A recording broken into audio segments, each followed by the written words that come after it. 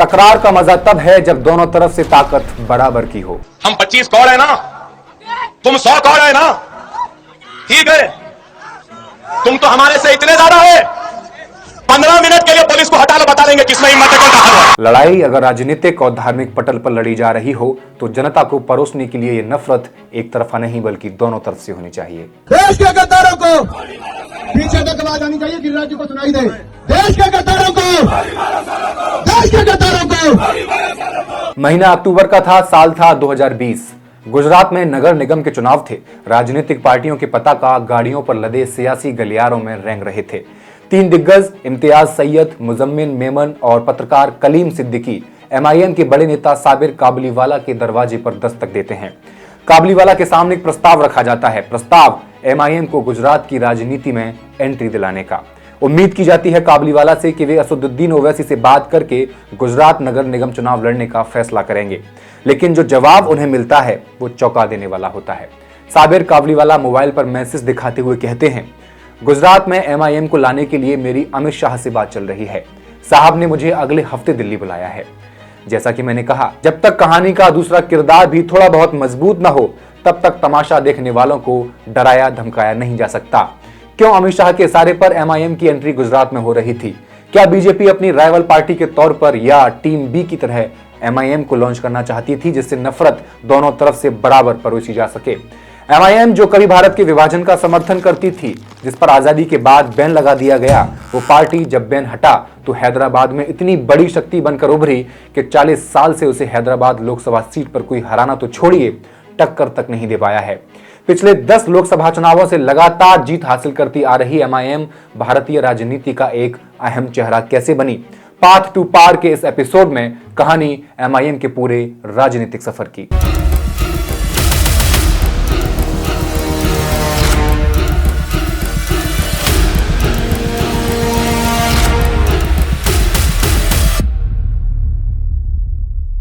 नमस्कार, मैं हेमंत और आप पॉलिटिक्स देख रहे हैं। साल था 1927। हिंदुस्तान अंग्रेजों की गुलामी से आजादी की लड़ाई लड़ रहा था, लेकिन इस लड़ाई के बीच मुसलमानों के जहन में एक और चिंता थी, अपनी पहचान, अपनी तहजीब और अपने हुकूक को कैसे बचाया जाए। इसी डर और उम्मीद के बीच एक तहरीक ने जन्म लिया, मजलिस-ए-इत्तेहादुल मुस्लिमीन यानी एमआईएम।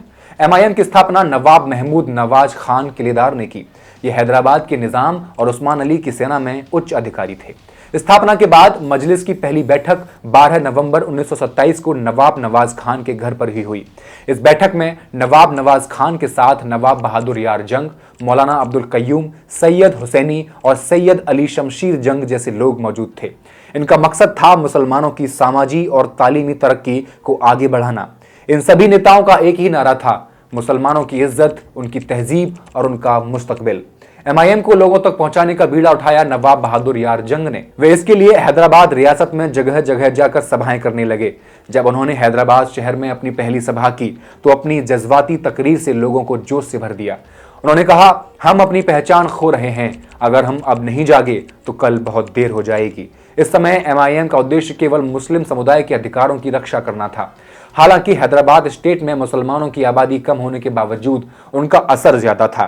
निजाम की रियासत में मुसलमानों को अपनी तहजीब और दीन पर अमल करने की आज़ादी थी, लेकिन एमआईएम चाहती थी कि मुसलमान अपने हुकूक यानी अधिकारों के लिए भी लड़ना सीखें।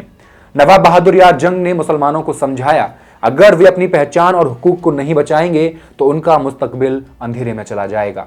जोशीले बयानों से जनता में इनकी पकड़ और मजलिस में इनका ओहदा बढ़ता जा रहा था, जिसके चलते साल 1938 में नवाब महमूद नवाज खान किलेदार और मौलवी महबूब अली के बाद मजलिस की बागडोर उनके हाथ में सौंप दी गई। इसके एक साल बाद दूसरा विश्व युद्ध शुरू हो गया।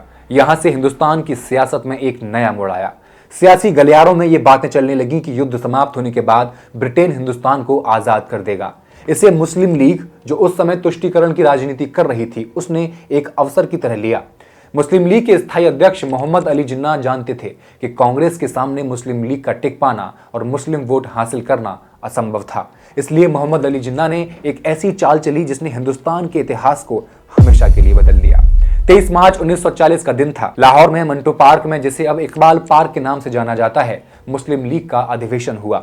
इस अधिवेशन में मोहम्मद अली जिन्ना ने एक प्रस्ताव पेश किया और मुसलमानों के लिए एक अलग देश की मांग की गई, जिसका समर्थन एमआईएम ने किया था। यह एमआईएम का सियासत की तरफ पहला कदम था। मुस्लिम लीग के प्रस्ताव का समर्थन करते हुए मजलिस के नए अध्यक्ष नवाब बहादुर यार जंग ने कहा कि अगर मुसलमानों को हिंदुस्तान में रहना है तो उन्हें अपनी पहचान और हुकूक को मजबूत करना होगा, लेकिन अगर पाकिस्तान बनता है तो वो मुसलमानों के लिए एक अच्छा फैसला हो सकता है। इनके भाषणों में वो सलाहियत थी कि इन्होंने मुसलमानों को ये भरोसा दिला दिया था कि एमआईएम मुसलमानों को एकजुट करके और उनके अधिकारों की रक्षा करने के लिए काम कर रहा है। शायद इसीलिए एक बार सरोजिनी नायडू ने नवाब बहादुर यार जंग के बारे में कहा था, किसी भी शांतिपूर्ण सभा को भड़काना और उसे हिंसक बनाना किसी भी वक्ता के लिए आसान काम है, लेकिन वो सारी भीड़ को शांत करना केवल एक कला है। ये कला नवाब बहादुर यार जंग के पास है। इनके नेतृत्व में एमआईएम ने मुस्लिम समुदाय के बीच अपनी पहचान बनाई और एक प्रभावशाली राजनीतिक संगठन के रूप में उभरा। लेकिन साल 1944 में अचानक रहस्यमयी तरीके से इनकी मृत्यु हो जाती है और उनकी मृत्यु से एमआईएम को एक बड़ा झटका लगता है। बहादुर यार जंग की मृत्यु से उबरना मजलिस के लिए आसान नहीं था। यहीं से मजलिस उग्रवाद और अराजकता के दलदल में फंसने लगी। एमआईएम के भीतर उग्रवादी तत्वों ने अपनी पकड़ मजबूत करनी शुरू कर दी। कासिम रिजवी ने, जो पहले से ही संगठन में एक प्रभावशाली व्यक्ति थे, उन्होंने इस अवसर का फायदा उठाया। उन्होंने राजनीतिक सुधारों की वकालत करके अपनी एक अलग पहचान बनाने की कोशिश की। हालांकि ये सुधार एमआईएम के सदस्यों को कतई पसंद नहीं थे। रिजवी ने लातूर में मजलिस-ए-इस्लाह नज़्म व नस्क नामक एक नए संगठन की स्थापना की। ये संगठन सुधारों के नाम पर शुरू किया गया था, लेकिन इसका असली मकसद था रिजवी की अपनी एक स्वतंत्र पहचान बनाना।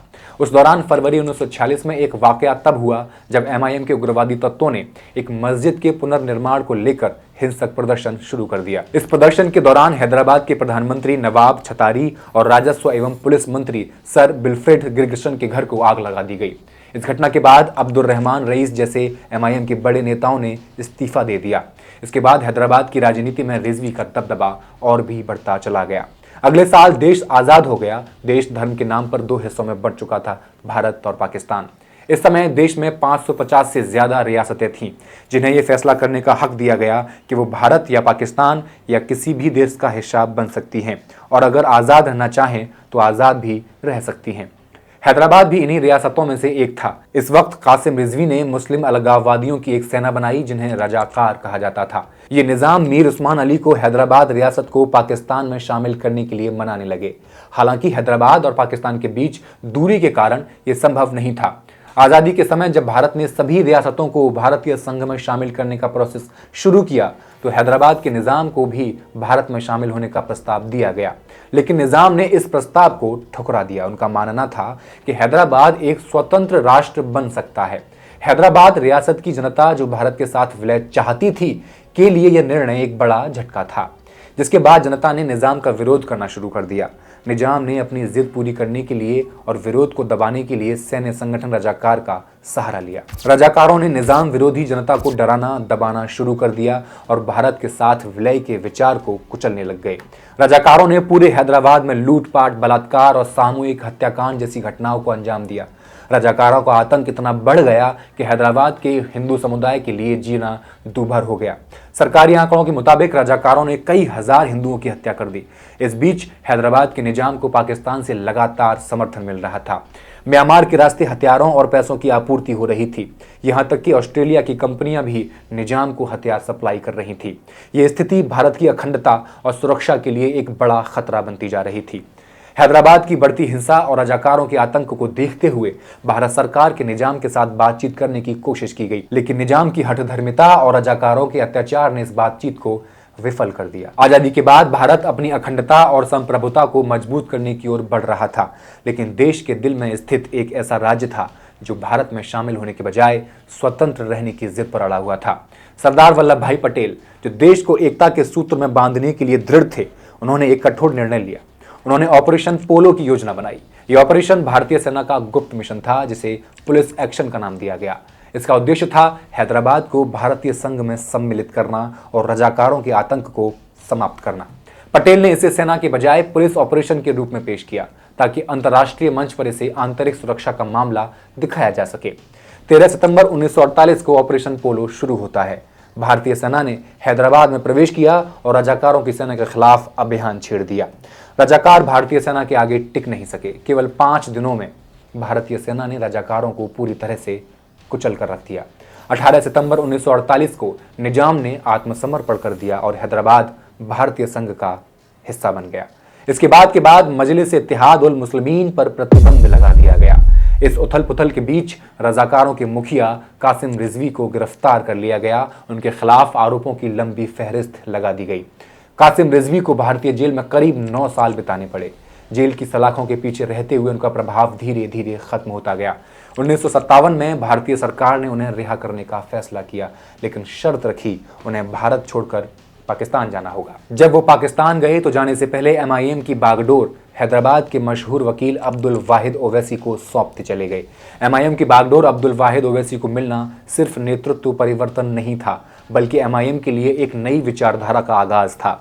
अब्दुल वाहिद ओवैसी एक बुद्धिजीवी और वकील थे, जिनके पास कानूनी समझ के साथ साथ राजनीतिक दिशा को बदलने की दूरदर्शिता भी थी। उन्होंने महसूस किया कि कट्टरपंथ और अलगाव की नीति से भारत के मुसलमानों का भला नहीं हो सकता। इसलिए उन्होंने पार्टी का पुनर्गठन शुरू किया। पहले MIM के संविधान में बदलाव किया, फिर मजलिस इत्तेहादुल मुस्लिमीन का नाम बदलकर ऑल इंडिया मजलिस इत्तेहाद उल मुस्लिमीन कर दिया गया, यानी AIMIM। संविधान में बदलाव और नाम के पहले ऑल इंडिया जोड़ने के बाद भारत सरकार द्वारा पार्टी की बहाली कर दी गई। यहां से पार्टी का नया युग शुरू हुआ। मात्र 3 साल के अंतराल के बाद साल 1960 में पार्टी ने हैदराबाद नगर निगम के मल्लेपल्ली वार्ड से चुनाव जीतकर अपनी उपस्थिति दर्ज करा दी। यह सिर्फ एक वार्ड की जीत नहीं थी, बल्कि एक संकेत था कि MIM अब कट्टरपंथी राजनीति से हटकर आम जनता के बीच अपनी जड़ें मजबूत कर रही थी। पार्टी ने धीरे धीरे स्थानीय और क्षेत्रीय राजनीति में कदम बढ़ाने शुरू कर दिए। 1962 में MIM के युवा नेता और अब्दुल वाहिद ओवैसी के बेटे सलाहुद्दीन ओवैसी ने पत्थरगट्टी विधानसभा सीट से एक स्वतंत्र उम्मीदवार के रूप में चुनाव जीत लिया। यह जीत न केवल उनके राजनीतिक कौशल को दर्शा रही थी, बल्कि MIM के भविष्य की दिशा भी तय कर रही थी। 1967 में उन्होंने चार मीनार से अपनी जीत दोहराई और पार्टी को नई ऊर्जा दी। 1972 में सलाहुद्दीन ओवैसी ने याकूतपुरा विधानसभा सीट से जीत हासिल की। साल 1975 में अब्दुल वाहिद ओवैसी की वफात हो गई। इसके बाद अब पूरी तरह से पार्टी की जिम्मेदारी सलाहुद्दीन ओवैसी ने अपने कंधों पर ले ली। यहां से MIM सलाहुद्दीन ओवैसी के नेतृत्व में मुस्लिम मतदाताओं के बीच अपनी पकड़ और मजबूत करने के लिए प्रयास करने लगी, क्योंकि सलाहुद्दीन ओवैसी का अगला टारगेट अब हैदराबाद लोकसभा सीट थी। साल 1978 में सलाहुद्दीन ओवैसी एक बार फिर चार मीनार से विधायक बने। इस जीत के बाद सलाहुद्दीन को लगने लगा कि अब उनकी पकड़ मजबूत हो चुकी है, इसलिए उन्होंने चार मीनार विधानसभा सीट से अपना कार्यकाल पूरा किया और साल 1984 में होने वाले लोकसभा चुनाव के लिए हैदराबाद लोकसभा सीट से अपना पर्चा भर दिया। 1984 में सलाहुद्दीन ओवैसी ने हैदराबाद लोकसभा सीट जीत ली। ये MIM के लिए सबसे बड़ा राजनीतिक मील का पत्थर साबित हुआ। तब से अब तक हैदराबाद की लोकसभा सीट पर सिर्फ ओवैसी परिवार का ही दबदबा है। साल 1984 में सुल्तान सलाहुद्दीन ओवैसी ने तेलुगु देशम पार्टी के प्रभाकरा रेड्डी को लगभग 4000 वोटों से हरा दिया। उसके बाद 1989 के लोकसभा चुनाव में सलाहुद्दीन ओवैसी ने तीगला कृष्णा रेड्डी को लगभग 1,30,000 वोटों से हरा दिया और इसके बाद ये लगातार सिलसिला चलता ही रहा। फिर 2004 में असदुद्दीन ओवैसी ने बीजेपी के जी सुभाष चंद्र जी, 2009 में TDP के जाहिद अली खान, 2014 में बीजेपी के भगवंत राव, 2019 में भी बीजेपी के भगवंत राव और 2024 में माधवी लता को लगभग 3 लाख वोटों से हरा दिया। MIM के अलावा हैदराबाद की लोकसभा सीट से आखिरी बार कांग्रेस को 1980 में जीत मिली थी। तब कांग्रेस के KS नारायण लगभग 30,000 वोटों से जीते थे। उसके बाद से ही हैदराबाद की लोकसभा सीट पर किसी दल की दाल नहीं गली। हैदराबाद की लोकसभा सीट पर दबदबा होने के साथ साथ MIM के सदस्यों की संख्या विधानसभा में लगातार बढ़ती गई।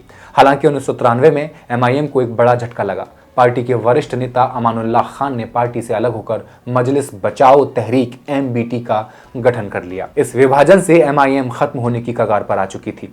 दरअसल अमानुल्लाह खान MIM में 1960 के दशक में शामिल हुए थे और पहली बार साल 1978 में MIM के टिकट पर सराबोर चंद्रयान गुट्टा विधानसभा सीट से विधायक चुने गए। इसके बाद इन्हें MIM के उम्मीदवार के तौर पर 3 बार और जीतने का मौका मिला, 1983, 1985, 1989।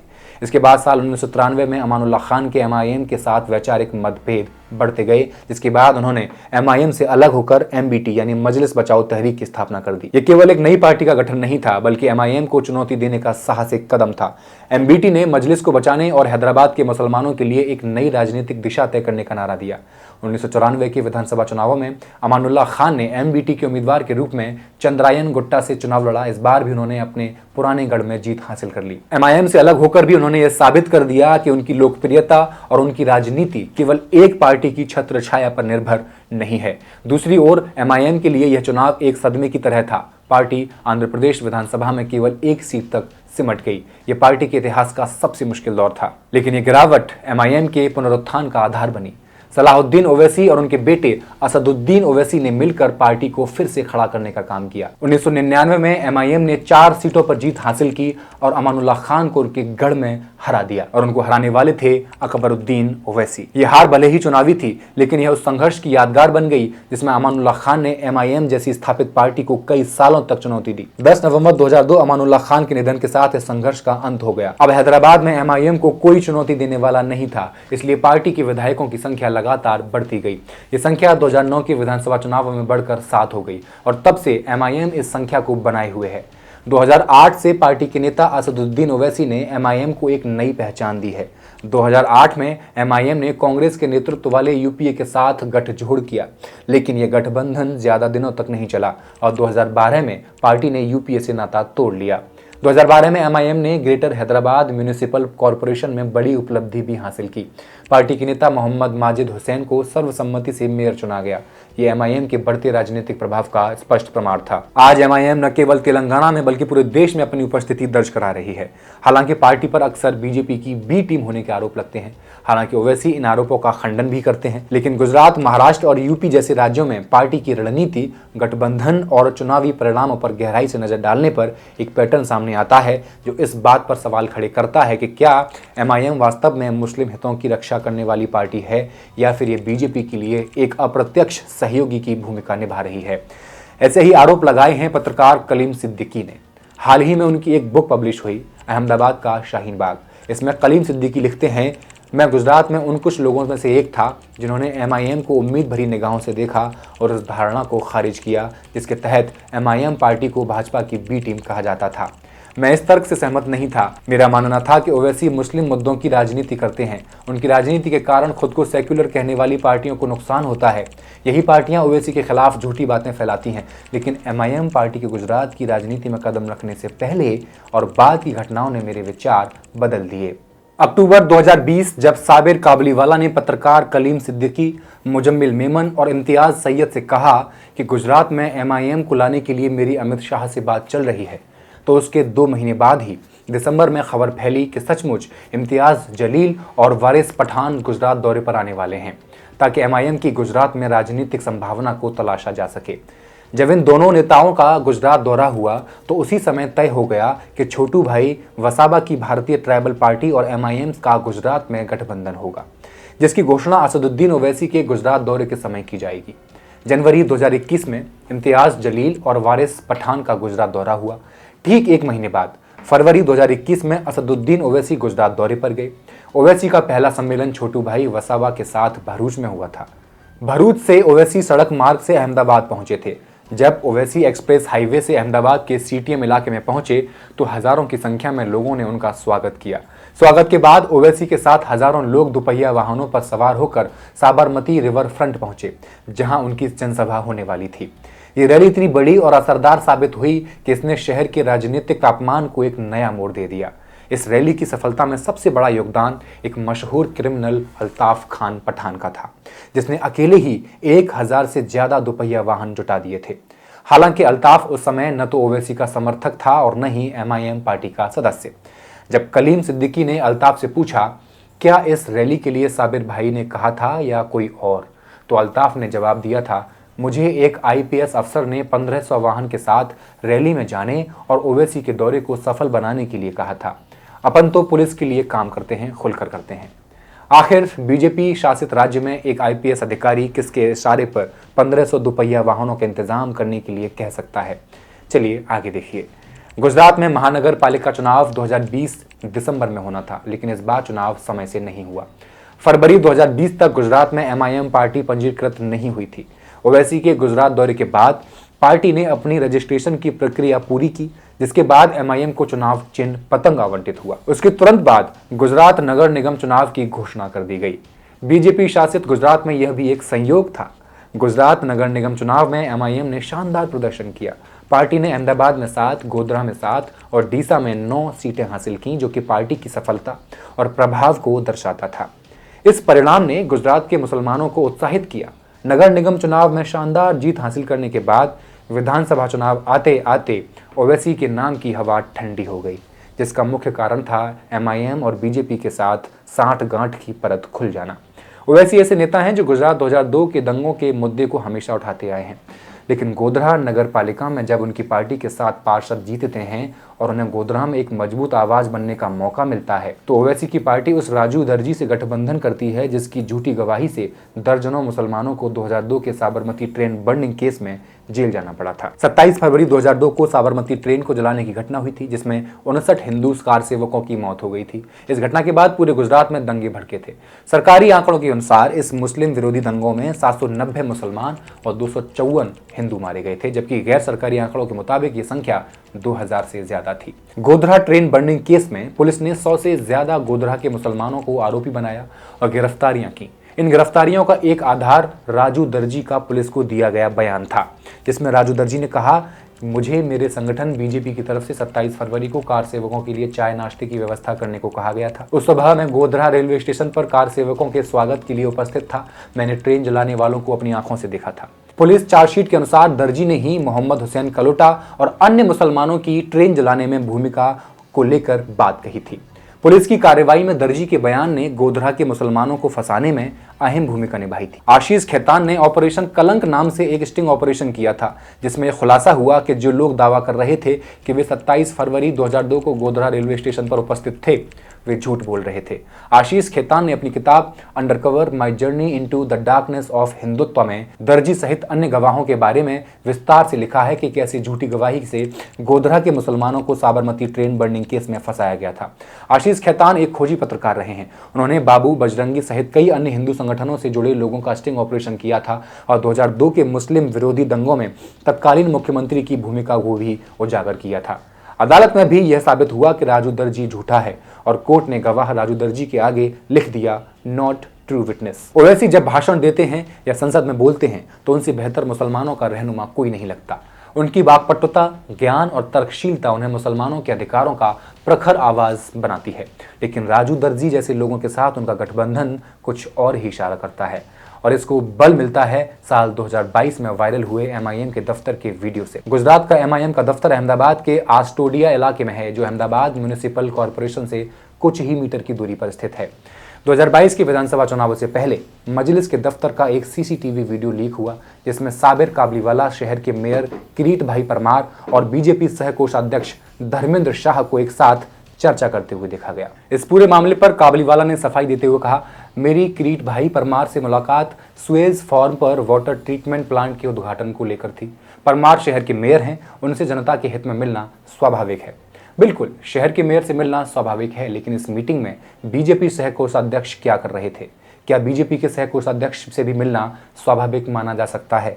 तो सवाल ये उठता है कि एमआईएम वाकई मुसलमानों के हक और सियासी अधिकारों के लिए लड़ रही है या फिर पर्दे के पीछे से कुछ और खेल चल रहा है। ओवैसी की भाषणों की बुलंदी और उनकी दलीलें चाहे जितनी भी सशक्त हों, लेकिन गुजरात के दफ्तर में हुए इन मुलाकातों के वीडियो और राजू दर्जी जैसे लोगों के साथ गठबंधन एमआईएम की राजनीति पर कई सवाल खड़े करते हैं। क्या एमआईएम महज एक सियासी खेल का मोहरा बन रही है?